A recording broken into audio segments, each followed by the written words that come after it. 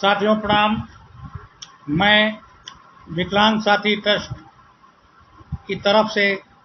जनपद सीतापुर का अध्यक्ष प्रवीण सिन्हा दिव्यांगम चैनल के माध्यम से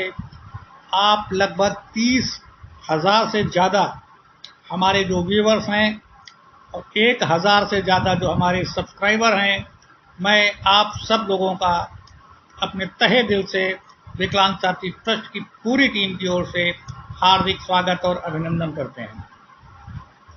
साथियों, देश के हालात कुछ कुछ सुधर भी रहे हैं और इसकी जो दस्तक है वो ये बता रही है कि हमको, आपको, सभी लोगों को बहुत जल्दी कोरोना जैसी लाइलाज बीमारी से राहत मिलने की उम्मीद है, जिसका कि सीधा सा जो सरकारी आंकड़ों के हिसाब से सबूत मिल रहे हैं वो है कि हिंदुस्तान ने अब तक 33 करोड़ 25 लाख से ज़्यादा जांचें करी हैं और इन सभी जांचों पर अभी तक 2 करोड़ 71 लाख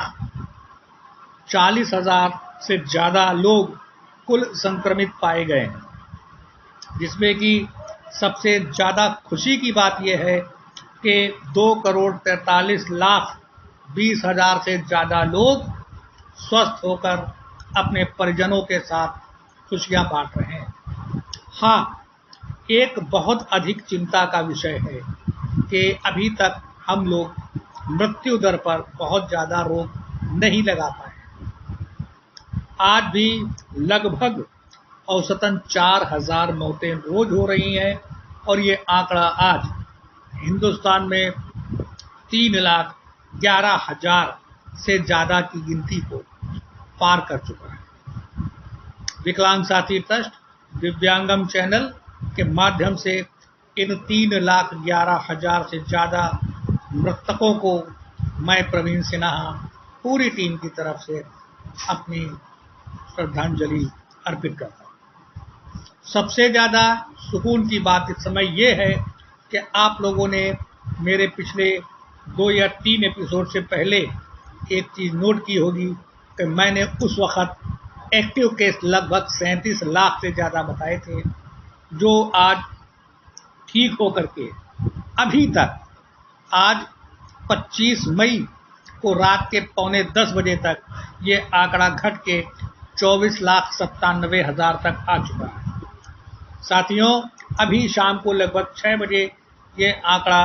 25,90,000 के आसपास था। 4-5 घंटे में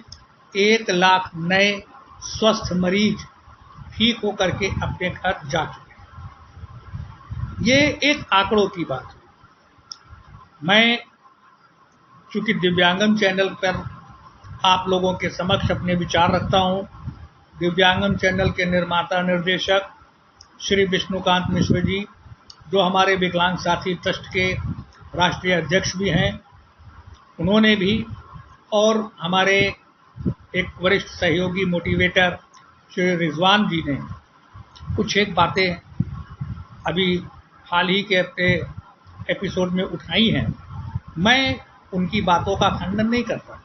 लेकिन उनकी बातों के आगे एक प्रश्नवाचक चिन्ह लगा।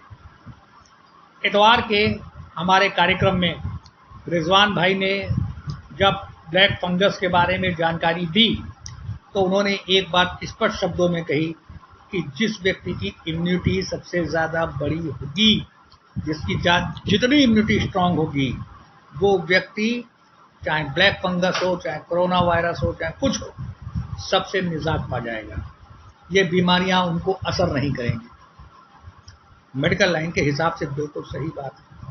डॉक्टर गुलेरिया एम्स के हों, चाहे कोई भी डॉक्टर हो, सब लोग यही कह रहे हैं। मगर मैं अपने सूबे के मुख्यमंत्री आदरणीय आदित्यनाथ योगी जी से और अपने देश के यशस्वी प्रधानमंत्री आदरणीय श्री नरेंद्र दामोदर दास मोदी जी से एक यक्ष प्रश्न रखता हूँ कि जब आप हिंदुस्तान की 1.5 अरब की आबादी को इम्यूनिटी स्ट्रांग करने की प्रेरणा दे रहे हैं, उसकी बूस्टिंग कर रहे हैं। और इम्यूनिटी कैसे स्ट्रांग होगी? अधिक से अधिक पौष्टिक चीज़ें खाइए, अधिक से अधिक संक्रमित स्थानों पर, गंदे स्थानों पर, भीड़ भाड़ वाले स्थानों पर जाने से बच के हम अपनी रोग प्रतिरोधक क्षमता को मजबूत कर सकते हैं। मैं इन दोनों यशस्वी नेताओं से एक बात पूछना चाहूँगा कि क्या आपका ध्यान हिंदुस्तान की केवल 1 अरब 40 करोड़ आबादी पर है? क्या आपने अपने जनगणना के हिसाब से उन 10 करोड़ लोगों को छोड़ दिया जिनको हिंदुस्तान पहले उसकी शारीरिक स्थिति के हिसाब से संबोधित करता था, और फिर आपने उसको समाज ने एक विकलांग नाम दिया, और आपके आ जाने के बाद उस विकलांग का प्रमोशन हो गया और वो दिव्यांग हो गया। क्या आपने इस दिव्यांग समाज जो आपकी जनगणना में 10 करोड़ के आसपास है, आपने उसकी रोग प्रतिरोधक क्षमता पर कोई ध्यान नहीं दिया? अगर दिया तो कैसे दिया? जब यह विकलांग 500 रुपया महीना की पेंशन पर अपना जीवन यापन कर रहा है, 16 रुपया कुछ पैसे प्रतिदिन रुपया कमा पेंशन मिल रही है।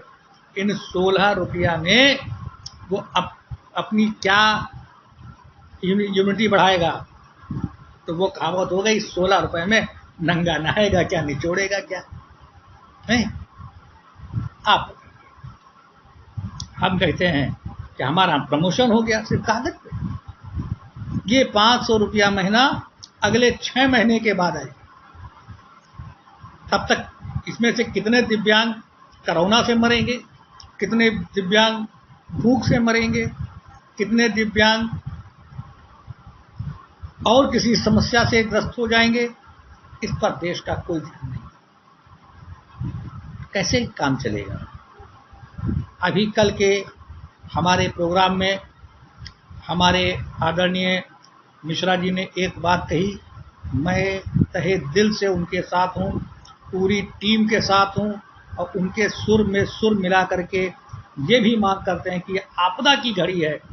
इसमें चाहे सकलांग हो, चाहे विकलांग हो, चाहे दिव्यांग हो,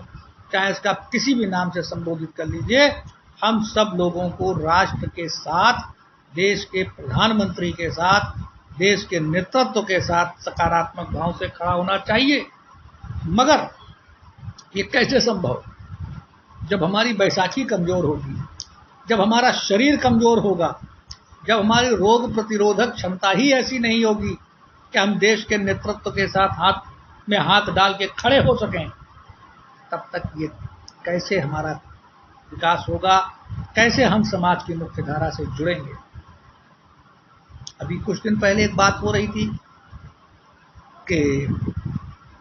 रिजवान भाई ने ही ये प्रश्न उठाया था कि जितने लोग किसी भी संगठन से, चाहे विकलांग साथी ट्रस्ट के हों, चाहे किसी भी अदर ग्रुप के हों, चाहे किसी संस्था के हों, चाहे कोई बैंक की यूनियन हो, चाहे राज्य सरकार कर्मचारी की यूनियन हो, सभी कर्मचारियों को, सभी एक एक सदस्य को एक पौधा अवश्य लगाना चाहिए। जिसमें मैंने भी सुर में सुर मिलाया कि आप कुछ नहीं कर सकते तो अपने परिजनों को उनके जन्मदिन पर उनके नाम से एक पौधा लगाने की एक परंपरा का शुरुआत कीजिए। ये मैंने स्वयं कहा, मैं मान रहा हूँ। मगर जरा ये सोचिए, पौधा भी 5 रुपए का मिलता है कम से। अगर अभी छोटा सा गेंदा का या गुलाब का अगर हम फूल लेने जाएंगे सरकारी नर्सरी में, तो शायद 5 या 10 रुपए का मिलेगा। फिर वही प्रश्न कि 16 रुपए पेंशन पाने वाला व्यक्ति 10 रुपए का तोहफा कहाँ से लाएगा? इस पर भी विचार करना चाहिए। जो मेरी सरकार से एक मांग है कि उत्तर प्रदेश सरकार ने भी एक बहुत बड़ा कार्यक्रम करा। पटरी दुकानदार, रेहड़ी दुकानदार, ठेला वाले, सब्जी वाले, जो दैनिक भत्ते पर काम करते हैं, ऐसे लोगों के लिए सरकार ने 1000 रुपया महीने का अनुदान देने की बात करी। मैं कहीं और का रिकॉर्ड नहीं जानता, मैं सीतापुर जनपद का जानता हूँ कि सीतापुर जनपद में अब तक 4100 लोगों को ये लाभ मिल चुका है। मैं चाहे जिला प्रशासन सीतापुर का हो,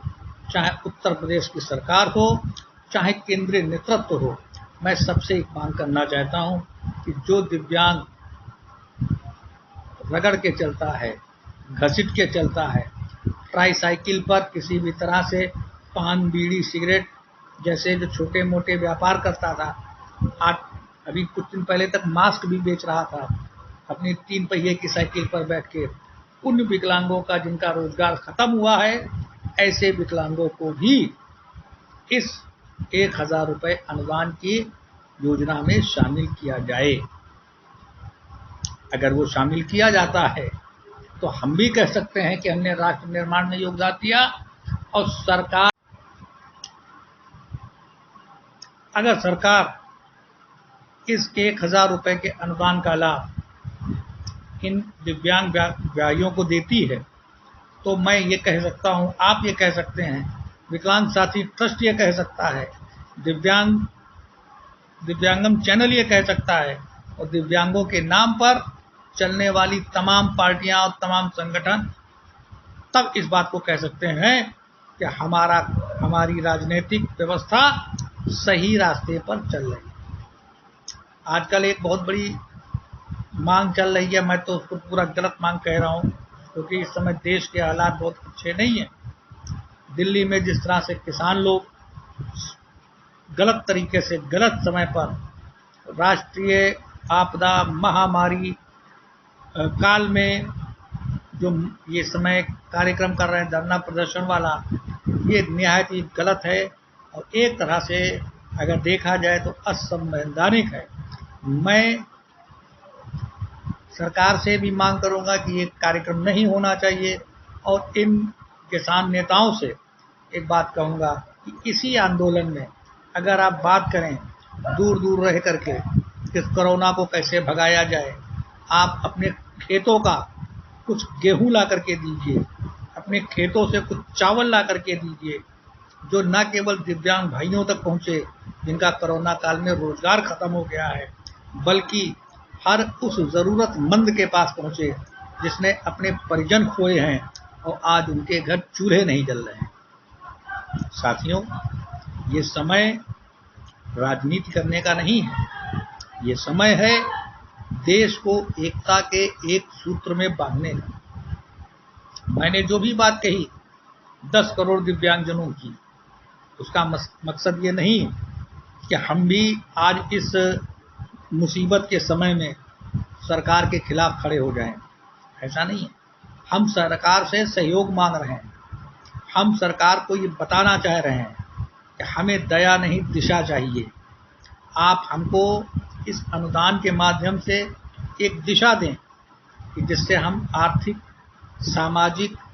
और अपने नैतिक जीवन को प्रबल कर सकें। और इसके साथ साथ इस कोरोना काल के बाद हम भी राष्ट्र के एक मुखर नेतृत्व के रूप में, एक मुखर सदस्य के रूप में, एक मुखर जनता के रूप में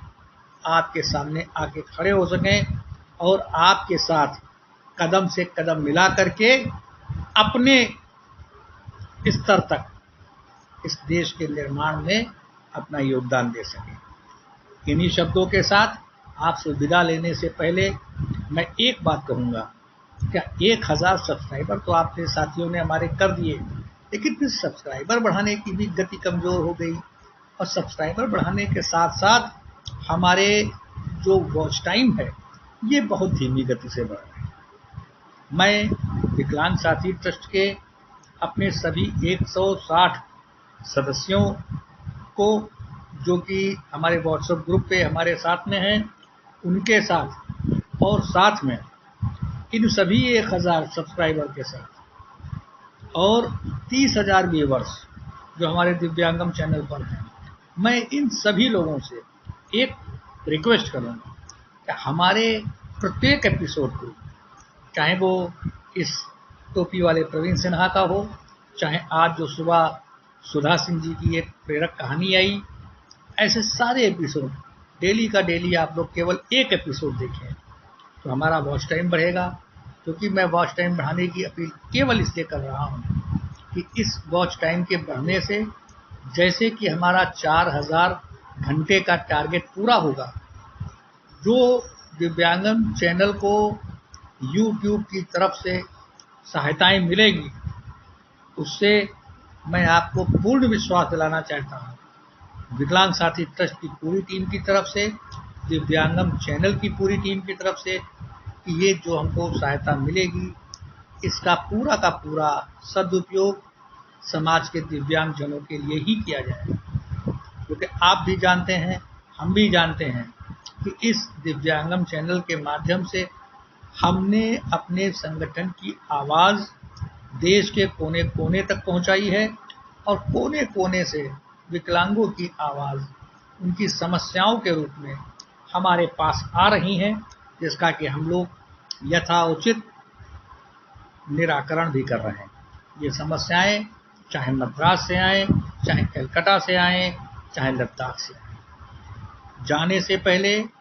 मैं आपसे एक विनम्र निवेदन करूंगा कि वॉच टाइम तो हमारा बढ़ाएं, लेकिन अगले 3 दिन जो खासकर हमारे पूर्वोत्तर के राज्य हैं, हमारा उड़ीसा, आंध्र प्रदेश, पश्चिम बंगाल, झारखंड जैसे इलाके हैं, जहां पर एक प्रबल संभावना है यास नाम के चक्रवाती तूफान की, इससे अपने आप को महफूज रखें, सुरक्षित रहें। अगले हफ्ते आपसे फिर मुलाकात होगी, तब तक के लिए मैं आपसे विदा लेता हूं। जय हिंद।